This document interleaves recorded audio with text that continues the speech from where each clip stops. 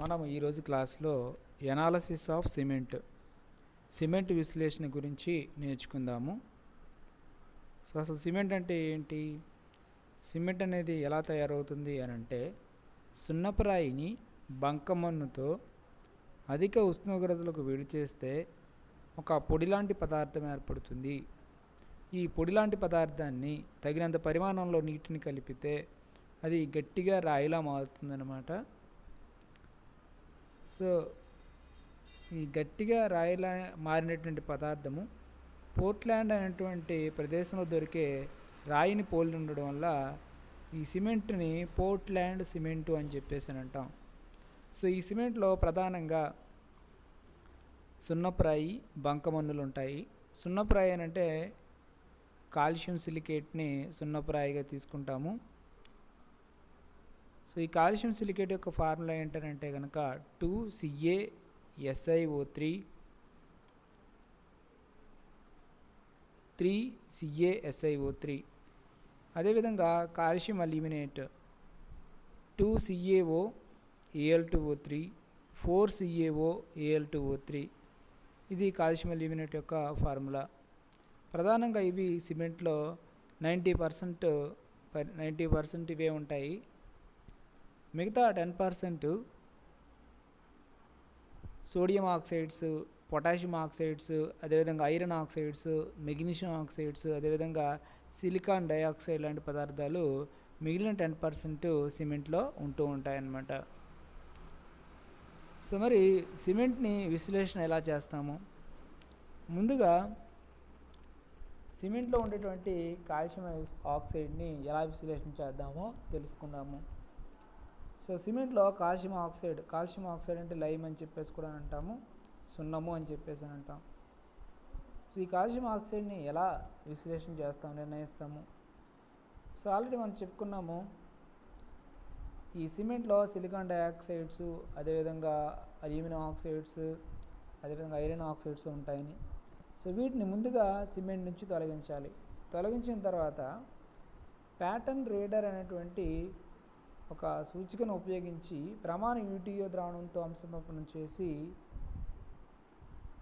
సాధారణంగా కాల్షియం ఆక్సైడ్స్ని, సిమెంట్లో ఉన్నటువంటి కాల్షియం ఆక్సైడ్స్ని నిర్ణయిస్తూ ఉంటారు. ఇక్కడ ప్రిన్సిపల్ ఏంటంటే కనుక, సో ఈడిటిఏ ద్రావణాన్ని బీరట్లో తీసుకుంటాము అంశమాపన ప్రక్రియలో. శాంపిల్ని, కాల్షియం ఆక్సైడ్ కలిగినటువంటి శాంపిల్ని మనం కోనికల్ ఫ్లాస్క్లో తీసుకుంటాము. సిమెంట్ ద్రావణాన్ని కోనికల్ ఫ్లాస్క్లో తీసుకుంటాము. అంటే సిమెంట్ ద్రావణంలో ఏమున్నాయని ఊహించుకోవాలంటే కాల్షియం ప్లస్ అయాన్లు ఉన్నట్టుగా ఊహించుకోవాలి. కాల్షియం ప్లస్ అయాన్లు ఉంటాయి. సో దీనికి ఈ ద్రావణము యొక్క pH 12 ఉండే విధంగా, ఈ ద్రావణం యొక్క pH 12 ఉన్నప్పుడు ఈ ప్యాటర్న్ రీడర్ అనే ఇండికేటర్ కరెక్ట్గా పనిచేస్తుంది అనమాట. సో కాబట్టి ద్రావణం యొక్క pH 12 ఉండే విధంగా ఏం చేస్తామంటే దీనికి ఏమి కలుపుతామనంటే కనుక ఒక 2 ml డైఇథైల్ ఎమీను, అదేవిధంగా ఒక 10 ml four normal NaOH sodium hydroxide ద్రావణము కలుపుతాం. సోడియం హైడ్రాక్సైడ్ ద్రావణము కలిపినప్పుడు pH అనేది 12కి రీచ్ అవుతుంది. సో తర్వాత కొద్దిగా స్వేదన జలాన్ని కలిపి అప్రాక్సిమేట్గా 50 ml కలపవచ్చు. 50 ml స్వేదన జలాన్ని కలిపి తర్వాత ప్యాటర్న్ రీడర్ ఇండికేటర్ని కూడా కలుపుతాం. సో ఈ ప్యాటర్న్ రీడర్ ఇండికేటర్ యొక్క కలర్ ఏంటంటే బ్లూ డై, ఇది బ్లూ కలర్లో ఉంటుందన్నమాట. సో ఈ ప్యాటర్న్ రీడర్ ఇండికేటర్ని కలిపినప్పుడు ఈ ద్రావణంలో ఉన్నటువంటి కాల్షియం ప్లస్ అయాన్లు పిఆర్ అంటే ఇక్కడ ప్యాటర్న్ రీడర్ ఇండికేటర్తో సంశ్లిష్టాన్ని ఏర్పరుస్తాయి. సంశ్లిష్టాన్ని ఏర్పరచడం వల్ల కాల్షియము ప్యాటర్న్ రీడర్ ఇండికేటర్తో కలిసి సంశ్లిష్టాన్ని ఏర్పరిచినప్పుడు ఆ సంశ్లిష్ట యొక్క రంగు పింక్ రంగులో ఉంటుంది. అంటే ఇప్పుడు ద్రావణం పింక్ రంగులో ఉంటుందన్నమాట. మనం బీరెట్ నుంచి ఏం కలపాలి? ఈడిటిఏ ద్రావణం కలపాలి. సో ఈడిటిఏ ద్రావణం కలిపినప్పుడు ఈడిటిఏ ఈ ద్రావణంలోని కాల్షియం ప్లస్ అయాన్ల చేత చర్య జరిపి ఇండికేటర్ స్థానంలోనికి ఈడిటిఏ వచ్చి చేరి కాల్షియంకి ఈడిటిఏకి మధ్య సంశ్లిష్టం ఏర్పడుతుంది. ఎందుకని కాల్షియము ఈడిటిఏతో సంశ్లిష్టాన్ని ఏర్పరచడానికి గల కారణం ఏంటంటే, ఈ కాల్షియము ప్యాటర్న్ ఇండికేటర్తో కంటే ఈడిటిఏతో బలమైనటువంటి సంశ్లిష్టాన్ని ఏర్పరుస్తుంది. ఎందుకనంటే కాల్షియంకి ఇండికేటర్కి మధ్య ఉన్నటువంటి బంధం బలహీనమైనటువంటి బంధము. అదే అలా కాకుండా కాల్షియంకి మనకు పైనుంచి కలిపినటువంటి ఈడిటిఏ ఇండికేటర్కి మధ్య ఉన్నటువంటి బంధము బలమైనటువంటి బంధం అవడం వల్ల ఈ కాల్షియం అనేది ఈడిటిఏతో స్థిరమైనటువంటి సంశ్లిష్టాన్ని ఏర్పరుస్తుంది. మనం బీరెట్ నుంచి ఈడిటిఏని కలిపినప్పుడు ఏమవుతుంది? సో ఈ ద్రావణంలో ఉన్నటువంటి ఒక్కొక్క కాల్షియం ప్లస్ అయాను ఇండికేటర్తో బంధింపబడినటువంటి బంధాన్ని బ్రేకప్ చేసుకుంటూ సో ఈడిటిఏతో కొత్త బంధాలను ఏర్పరుస్తూ స్థిరమైనటువంటి సంశ్లిష్టాలను ఏర్పరుస్తూ ఉంటాయన్నమాట. ఫర్ సపోజ్ ప్రారంభంలో 100 కాల్షియం ప్లస్ 2 అయాన్లు పిఆర్లతో 100 ఇండికేటర్ మాలిక్యూల్స్తో బంధాలను ఏర్పరుస్తూ సిఏపిఆర్ రూపంలో ఉన్నాయనుకుందాం, సిఏపిఆర్ సంశ్లిష్ట రూపంలో ఉన్నాయనుకుందాం. సో అంటే ఇప్పుడు మనకి ద్రావణంలో ఏమున్నట్టు 100 సిఏపిఆర్ సంశ్లిష్టాలు ఉన్నట్టు అర్థం. అంటే ద్రావణం ఏ రంగులో ఉంది? పింక్ రంగులో ఉంది. పింక్ రంగు అని అనొచ్చు, వైన్ రెడ్ అని కూడా అనొచ్చు. పింక్ అనొచ్చు, వైన్ రెడ్ అని కూడా అనొచ్చు. ఇప్పుడు పైనుంచి ఈడిటిఏ ద్రావణం కలిపినప్పుడు సో ఈ 100 సిఏపిఆర్ సంశ్లిష్టాలు ఒక్కొక్కటి ఏమవుతుందన్నమాట, సిఏకి పిఆర్కి మధ్య ఉన్న బంధాలు ఏమవుతున్నాయంటే ఒక్కొక్కటి బ్రేకప్ అవుతూ ఉంటాయి. సో బ్రేకప్ అవుతూ ఒక్కొక్క కాల్షియం మన పైనుంచి యాడ్ చేస్తున్నటువంటి ఈడిటిఏతో సంశ్లిష్టాన్ని ఏర్పరచడానికి ప్రయత్నిస్తూ ఉంటాయి. సో ఆ విధంగా ఒక్కొక్క సిఏ మధ్య ఉన్నటువంటి పిఆర్కి సిఏకి మధ్య ఉన్నటువంటి బంధాలు బ్రేకప్ అవుతూ కొత్తగా సిఏకి ఈడిటిఏకి మధ్య కొత్త బంధాలు ఏర్పడుతుంటాయి. దాని సమీకరణంలో చూపించవచ్చు. CAPR plus EDTA 4 gives rise to PR CA నుంచి విడిపోయి పిఆర్ రూపంలో స్వేచ్ఛా పిఆర్ రూపంలోనికి మారిపోతుంది. కాల్షియం ఈడిటిఏతో కలిసి కాల్షియం ఈడిటిఏ 2- సంశ్లిష్టాన్ని ఏర్పరుస్తుంది అనమాట. ఆ విధంగా 100 సిఏపిఆర్ సంశ్లిష్టాలు బ్రేకప్ అయిపోయి 100 సిఏ ఈడిటిఏలుగా మారిపోయాయి అనుకోండి, మనకు పూర్తిగా ఇండికేటర్ అనేది పూర్తిగా స్వేచ్ఛా స్థితిలో మనకి లభ్యమవుతుంది. స్వేచ్ఛా స్థితిలో ఉన్నటువంటి ఇండికేటర్ యొక్క రంగు ఏంటంటే బ్లూ కలర్ అనమాట. అంటే అంతిమ స్థానం చేరిన తర్వాత అంటే అర్థం ఏంటంటే 100 సిఏపిఆర్ సంశ్లిష్టాలు వాటి మధ్య ఉన్నటువంటి బంధాలు కాల్షియంకి పిఆర్కి మధ్య ఉన్నటువంటి బంధాలు బ్రేకప్ అయిపోయి సో ఈడిటిఏ అణువులతో 100 సిఏ ఈడిటిఏ సంశ్లిష్టాన్ని ఏర్పరచడం వల్ల ఏమవుతుంది, మనకి ద్రావణంలో ఎక్కువ సంఖ్యలో మనకి స్వేచ్ఛాయుత ఫ్రీ పిఆర్ అంటే ప్యాటర్న్ రేడర్ ఇండికేటర్ మాలిక్యూల్స్ అనేవి లభ్యమవుతాయి. ఈ ఫ్రీ ప్యాటర్న్ రేడర్ ఇండికేటర్ యొక్క రంగు ఏంటంటే కనుక బ్లూ రంగు. అంటే అంతిమ స్థానం చేరిన తర్వాత ద్రావణం ఏ రంగులోకి మారిపోతుంది? బ్లూ రంగులోనికి మారిపోతుంది అనమాట. ఈ విధంగా అంతిమ స్థానాన్ని గుర్తించి బీరెట్ ట్రేడింగ్ మనం నోట్ చేస్తూ ఉంటాం. ఇది ప్రిన్సిపల్. సో దీనికి ప్రయోగ విధానం ఏంటంటే సిమెంట్ ద్రావణంలోని ముందుగా SiO2, Fe2O3, Al2O3లు ఉంటాయి కదా, వీటిని మనం తొలగించాలి.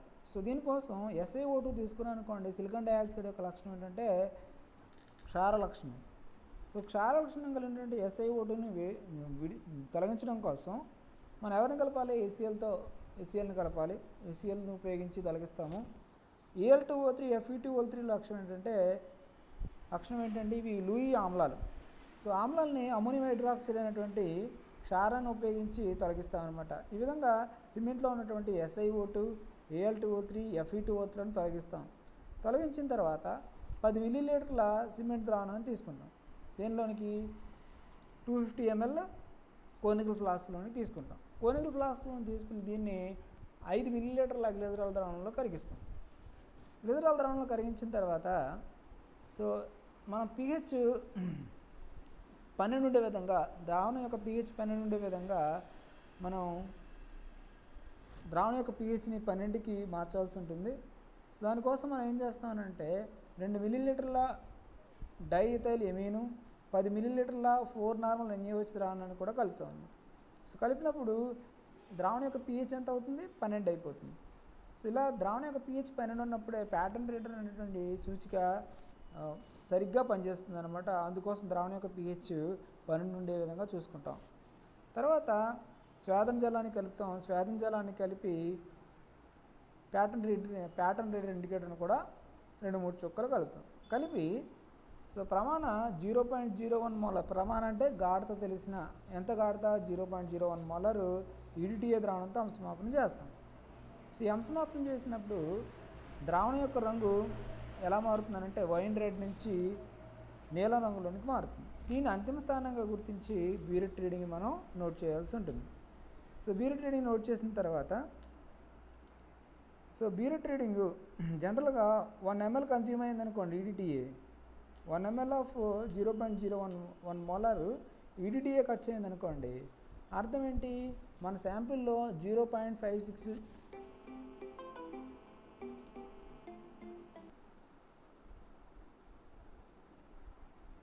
1 ml ఈడిటిఏ ద్రావణం కనుక ఖర్చు అయినట్లయితే అర్థం ఏంటి, అందులో 0.5608 మిల్లీగ్రామ్స్ CaO అన్నట్టు అర్థం. ఒకవేళ బ్యూరెట్ రీడింగ్ VML వచ్చిందనుకోండి, సో VML వస్తే సో ఎన్ని మిల్లీగ్రాములు CaO ఉన్నట్టు, కాల్షియం ఆక్సైడ్ ఉన్నట్టు అర్థము. సో ఎన్ని మిల్లీగ్రాములు కాల్షియం ఆక్సైడ్ ఉన్నట్టు 0.5608 into V milligrams calcium oxide ఉన్నట్టు అర్థం. ఇప్పుడు కాల్షియం ఆక్సైడ్ బార్ శాతం కట్టాలంటే శాతం ఎలా క్యాలిక్యులేట్ చేస్తాం, డివైడెడ్ బై శాంపిల్ యొక్క భారము W ఇంటూ 100 పెట్టి మల్టిప్లై చేసినట్లయితే కనుక మనకి ఏమొస్తుందన్నమాట, కాల్షియం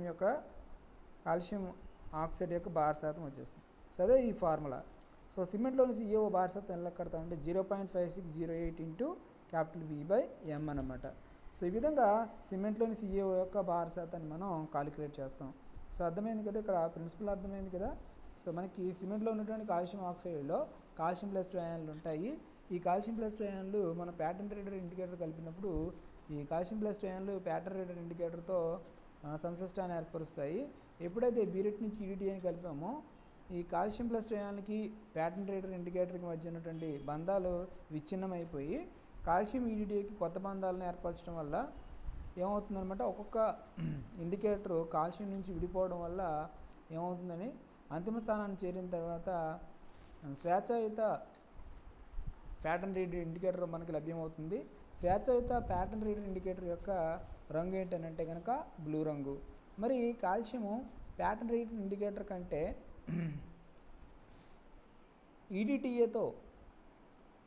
ఈడిటిఏతో సంశ్లిష్టాన్ని ఏర్పరచడానికి సముఖత చూపడానికి గల కారణం ఏంటనంటే, ఇష్టం చూపించడానికి గల కారణం ఏంటనంటే కనుక ఈ కాల్షియం ఈడిటిఏతో ఏర్పరిచిన సంశ్లిష్టము స్థిరమైన సంశ్లిష్టము అవడం వల్ల. సో ఇది కాల్షియం ఆక్సైడ్ని అంటే సిమెంట్లోని లైమ్ నిర్ణయించే పద్ధతి అన్నమాట. నెక్స్ట్ రెండవ పద్ధతి, సిమెంట్లోని మెగ్నీషియం ఆక్సైడ్ని నిర్ణయించుట.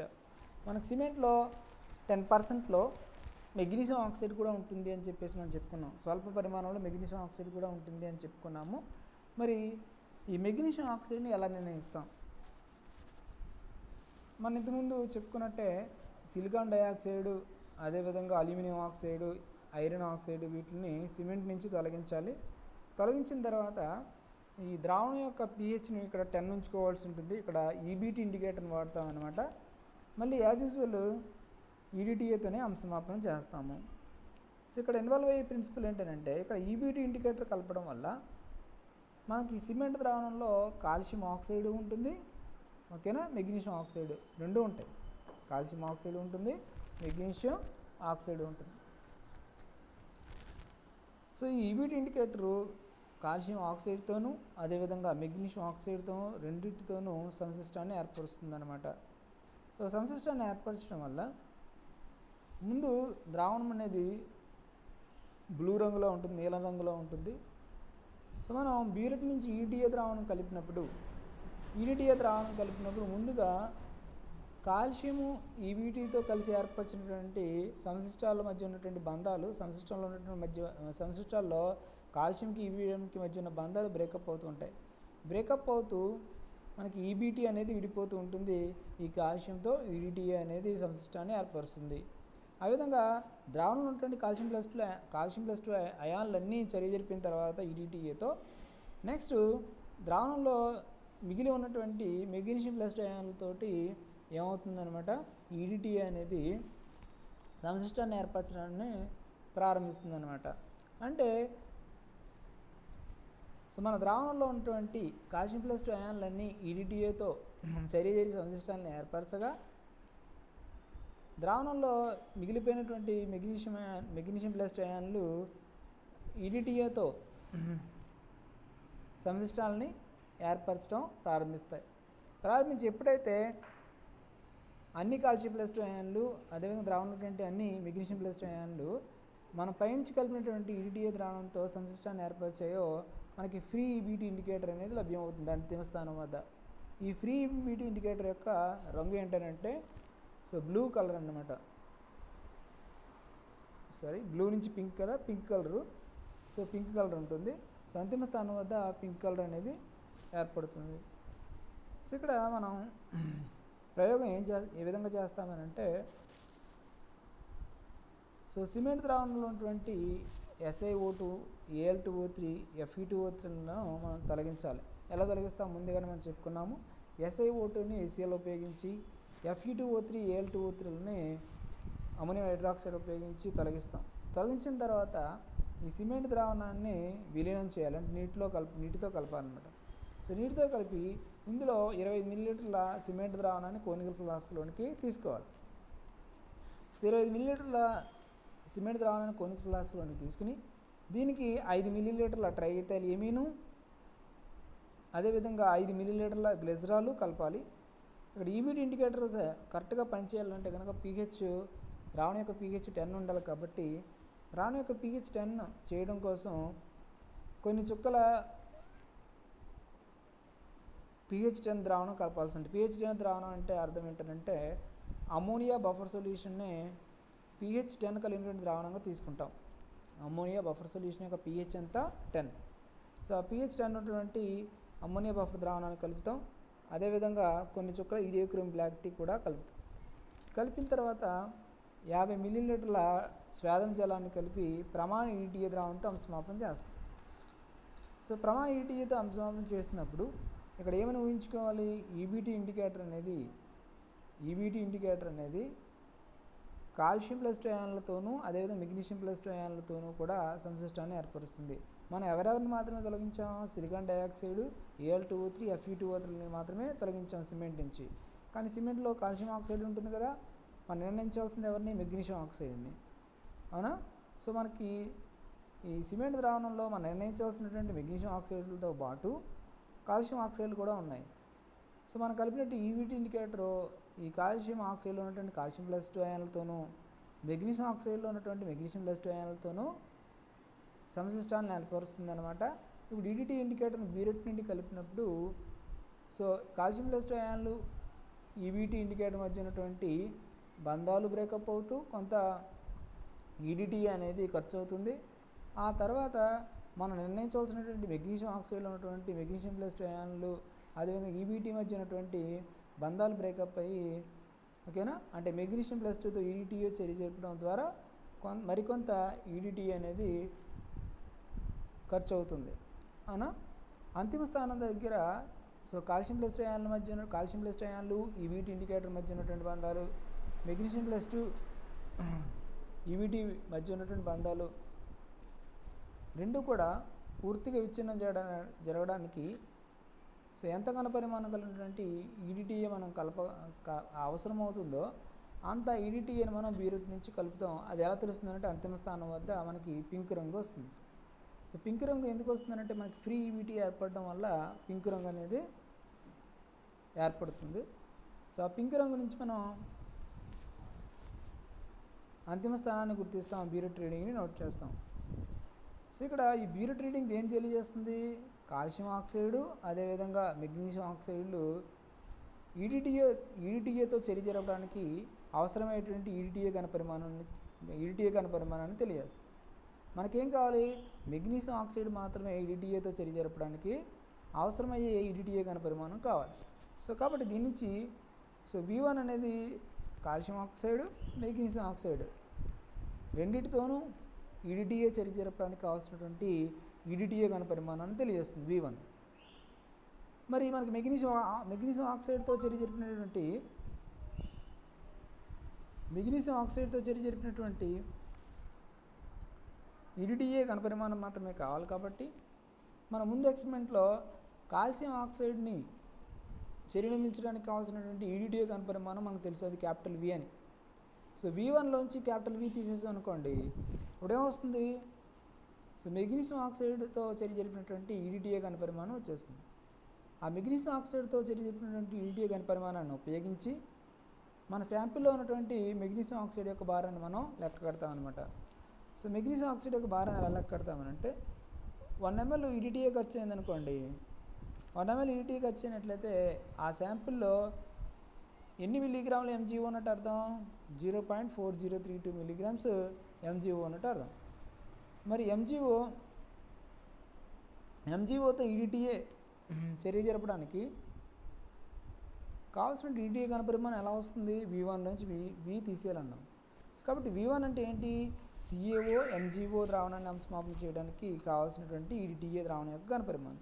మరి క్యాపిటల్ V అంటే ఏంటి? CaOను అంశమాపన చేయడానికి కావాల్సినటువంటి EDTA ద్రావణం యొక్క ఘనపరిమాణం అవుతుంది. సో ఇప్పుడు V1 - V తీసేస్తే కనుక MgO ద్రావణాన్ని అంశమాపన చేయడానికి కావాల్సినటువంటి EDTA ద్రావణం యొక్క ఘనపరిమాణం వచ్చేస్తుంది. సో కాబట్టి V1 - V ఇంటూ 1 ml EDTAకి 0.4032 అయితే V1 - Vకి ఎంత? V1 - V into 0.4032. సో భార శాతం కట్టాలి కాబట్టి V1 - V into 0.4032 divided by W into 100 multiply చేసినట్లయితే మనకి ఏమొస్తుందన్నమాట? MgO యొక్క భార శాతం వచ్చేస్తుంది. సో మెగ్నీషియం ఆక్సైడ్ యొక్క భార శాతం is equal to V1 - V divided by small m into 0.4032 into 100. So దీని నుంచి మనకి మెగ్నీషియం ఆక్సైడ్ యొక్క భార శాతం అనేది వచ్చేస్తుంది అన్నమాట. ఈ విధంగా సిమెంట్ శాంపిల్లోని మెగ్నీషియం ఆక్సైడ్ యొక్క భార శాతాన్ని మనం లెక్కిస్తాము. సో ఇక్కడ మనం వాడే ఇండికేటర్ ఏంటి? EBT indicator. So EBT Eriochrome black T. So Eriochrome black T అనేటువంటి ఇండికేటరు కాల్షియం అయాన్లతోనూ అదేవిధంగా మెగ్నీషియం అయాన్లతోనూ రెండింటితోనూ సంశ్లిష్టాన్ని ఏర్పరుస్తుంది. మనం ఇంతకుముందు చెప్పుకున్నటువంటి ప్యాటర్న్ రేడర్ ఇండికేటర్ తీసుకున్నట్లయితే కాల్షియం ప్లస్ అయాన్లతో మాత్రమే సంశ్లిష్టాన్ని ఏర్పరచడం వల్ల అక్కడ మనకి EDTA ఘనపరిమాణం దేని తెలియజేస్తుందని అంటే, సో కాల్షియం ఆక్సైడ్తో చర్య జరపడానికి కావాల్సినటువంటి EDTA ఘనపరిమాణం మాత్రమే మనకు వచ్చింది. ఇక్కడైతే EBT ఇండికేటర్ తీసుకున్నట్లయితే EBT ఇండికేటరు కాల్షియంతోనూ అదేవిధంగా మెగ్నీషియంతో కూడా చర్య జరపడం వల్ల బ్యూరెట్ రీడింగ్ అనేది సో రెండింటిని అంశమాపనం చేయడానికి కావాల్సినటువంటి EDTA ఘనపరిమాణం తెలుస్తుంది బ్యూరెట్ రీడింగ్ నుంచి. సో దాన్ని V1 అనుకుందాము. ఆ V1 నుంచి CaOను మాత్రమే అంశమాపనం చేయడానికి కావాల్సినటువంటి EDTA ఘనపరిమాణం మనం ముందుగానే కనుక్కున్నాం, దాన్ని క్యాపిటల్ V అనుకున్నాం.